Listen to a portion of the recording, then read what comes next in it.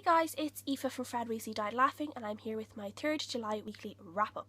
I'm sorry this took so long to upload. I was just on a late shift in work, so I'm finding it hard to get time in the mornings to film this, especially as I was away for a few days as well, and I had a lot of things to catch up on. So as I just said, I was away, and a lot of people really wanted a little bit of footage from Donegal, which is up at the top of Ireland.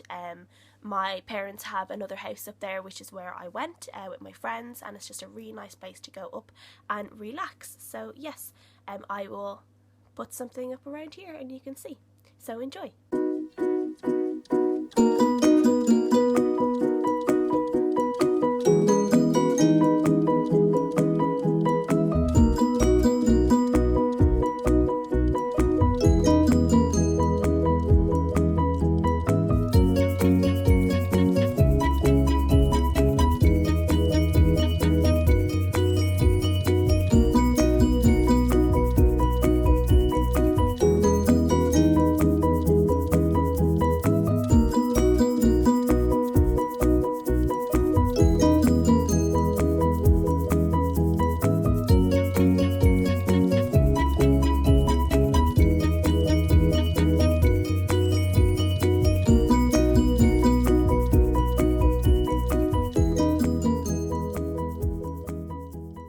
The first book that I read this week is The Ocean at the End of the Lane by Neil Gaiman.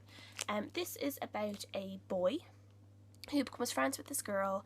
She basically brings him to this ocean at the end of the lane, which is actually more of a pool. And all these weird magical things happen, and it's kind of a little bit magical and mysterious and a little bit more of a nightmare. It's really hard to explain this book, even like the blurb on the inside, like that doesn't even really explain what it's about. It's just right where this boy is older and he's gone back to the place where he grew up and he's remembering all these things that happened, so he's kind of telling the story like that. So yeah, it's basically how they're trying to fight this magic that kind of escaped and how they're trying to get rid of it and how it affects him. So I really enjoyed this. As people know who have been following my channel, I did read American Gods by Neil Gaiman and I really didn't like it. I found it quite dark and depressing. Where this was a little bit dark and it wasn't depressing at times, but it was a little bit scary from the point of view that these things were happening to like a 7-year-old boy.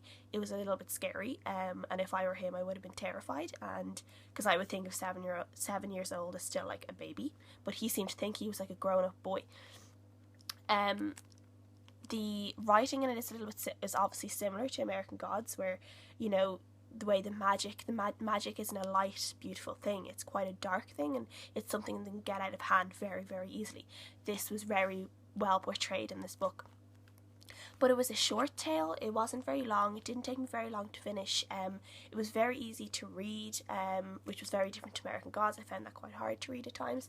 So yes, I'm very happy that I picked this up, and I gave it a 4 stars, I think, altogether. So yes, I really enjoyed it, and I'm glad I picked it up, and I think I'm definitely going to pick up more Neil Gaiman, because this one has kind of redeemed his writing for me, and I think that if I like this, I should like more of his other books. So I'm getting a lot of suggestions for Neverwhere, I think, so I think I might try and pick that up next. And the next book I got was Station 11 by Emily St. John Mandel. And Station 11 is basically about the Georgia flu, which was an epidemic that kind of spread through the whole earth, and basically 99% of the people on earth died from this flu.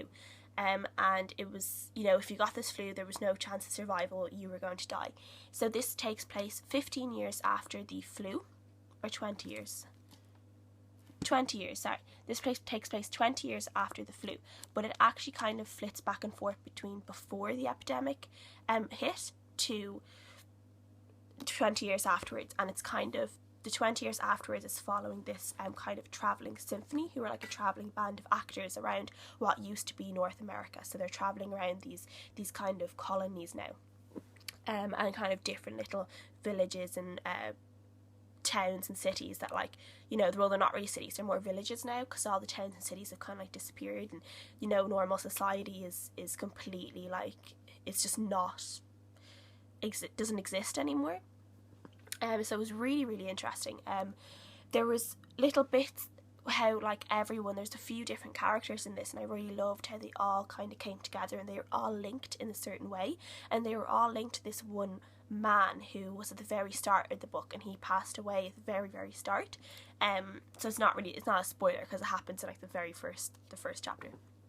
And how this, for some reason, this one man kind of links everyone else together, even though he had nothing to do with the George flu.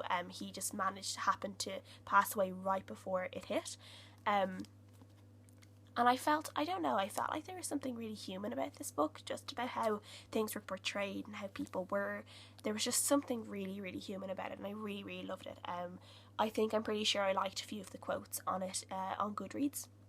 I can't actually remember any of the quotes now, but there were quotes that I did love, that I did like on Goodreads. I kind of try and think. It was one of those books that I kind of, when I finished, I had to stop and think for a while and be like, that was a really good book. I really enjoyed that book. The writing was just absolutely captivating. Just the way things were, the way it just rolled, it was just really, really beautiful. So I really want to read more of her books. So if anyone else has read any more of her books, of Emily St. John Mandel's books, and they have a suggestion for me, let me know, because I really want to read more of her books, because I think I just really, really, really enjoyed her writing. So I gave this a 5 out of 5 stars. And then the next book I read was Lock In by John Scalzi. So I seem to have a thing about epidemics this week in my books. So I'm glad I'm not a person who gets paranoid, because otherwise I would have started getting paranoid. So this is basically about a disease called Hayden's, which is where a person first they get a flu, then they get meningitis, and then they get a third symptom, which is that they get locked in. And it means that while they are aware in their head, they can't move their body. They're more or less almost paralysed, though they do feel pain if someone was to hurt their body. And it's basically 15 years after this flu first started affecting people, and it's how society has completely changed to accommodate the people that are locked in. And they basically they have had different things done with their brain, and other people who have been affected by the flu but didn't get locked in, they also have different brain patterns than normal people, and they can have these different things implanted into their head. So what happens is a person that is locked in can actually access someone else who wasn't locked in, can access their body and can use their body, while the person's kind of in the back. They are in charge for a certain period of time, so they can go and they can kind of experience more human things, maybe like jumping out of an airplane, or maybe just eating like a really nice dinner or something like that.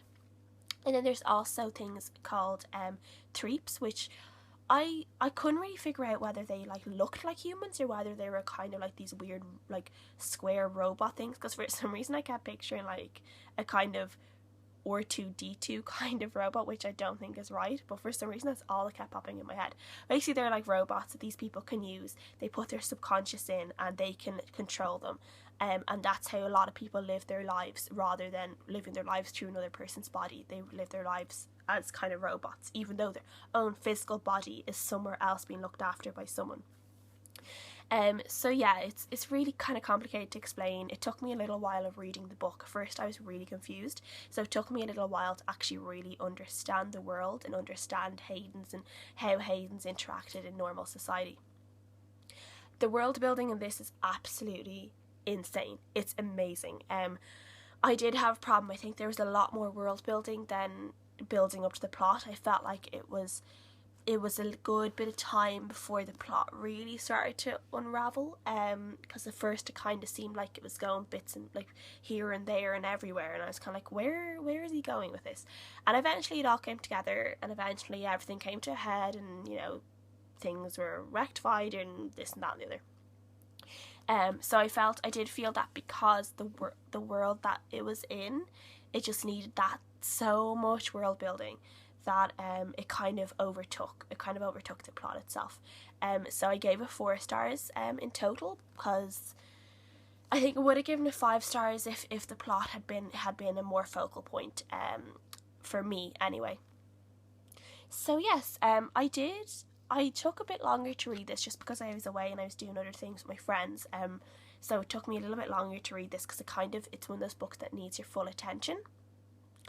But I kept like having dreams that I was in this world, and I kept having like these really weird dreams that just before I woke up, I kept thinking that I was a Hayden, and I kept thinking that I was going to like go into a Threep, and I don't know, like I don't know what was going on with my head, but that kept happening with me with this book. And that goes to show just how amazing the world building is, and that it can go into your own subconscious like that, and you're like waking up thinking that you're going to wake up in this world.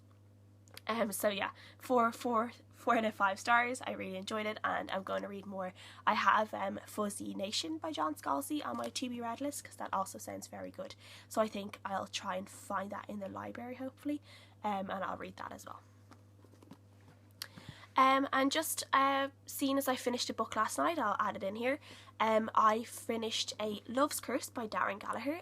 I got this from the author. He's an Irish author, and I got it from him for free for an honest review. So this is basically a zombie apocalypse set in Ireland, and which I absolutely loved because I've never read a zombie apocalypse set in Ireland, and I've always wondered how we would survive a zombie apocalypse in Ireland, because we generally don't own guns. The only people who own guns are farmers, and that would be like shotguns, and like probably like, you know, gangsters and stuff. But generally normal home owners don't own guns the way a lot of Americans would own a gun. So I've always been really interested in how a zombie apocalypse would go down in Ireland. This is basically about a man called Justin, who gets a call from this girl called Camille to come and save her a week after the apocalypse has hit. And Justin has always been in love with Camille, but she has never really loved him. So it's kind of been like, she's kind of a cat and mouse kind of game where she's always kind of teasing him a little bit. So he goes off, 4 hours away or somewhere like that to go and save her. And then it turns out that there's a little bit more to the story. It's not just Camille, and Justin has to compete with someone else. Overall, I really enjoyed this book. There were some little problems with it, a little bit too much dialogue. I would have liked a little bit more zombie action. It felt more like kind of a not your typical romance on the backdrop of a zombie apocalypse. I would have preferred more zombies, maybe a little bit more background to the other people, how they got to their safe house. I would have preferred some of that, maybe some flashbacks. All of that would probably it would have broadened out the story more, so it wasn't just kind of Justin pining after Camille for the whole thing. So yes, and then one of the problems I had with it were the language that was used. There was some bad language used in it, and like, I'm not really pushed on bad language. I don't really mind reading it, but this one word was the C word that isn't really generally used anywhere in TV or shows or anywhere or movies. And I really hate that word. I can't stand to listen to it. It just, ugh. So reading it was really tough for me. I really didn't like reading it. So it kind of started putting the book a little bit down for me just because I was reading that word. But that's just a personal opinion of mine. I'm sure there are people out there who would read the book and wouldn't care about the language that was used in it. And then as well, Camille's relationship with her boyfriend in it is it's abusive. It's a little bit manipulative on both sides, but you can see that Vic has been a little bit abusive towards Camille. One of the other characters has said that she's seen her with bruises. And then there's one point where one of the characters basically tells Camille that her being a dirty little slut caused Vic to be violent. And I know it kind of means violent towards others, but there's also references that Vic has been violent towards Camille in the past. And I just really didn't like that. I'm like, there's never, ever, ever an excuse for a man or a woman in a relationship to be violent, either physically or emotionally physically or emotionally violent.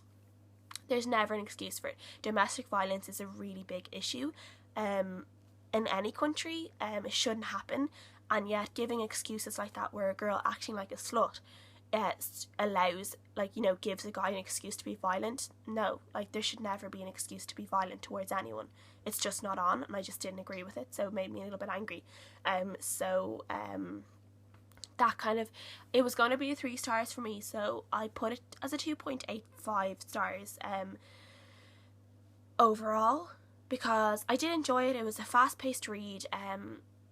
there were just those little bits that I'm kind of like, I'd rather that was fixed. I'd rather that wasn't in it, or it was worded a different way.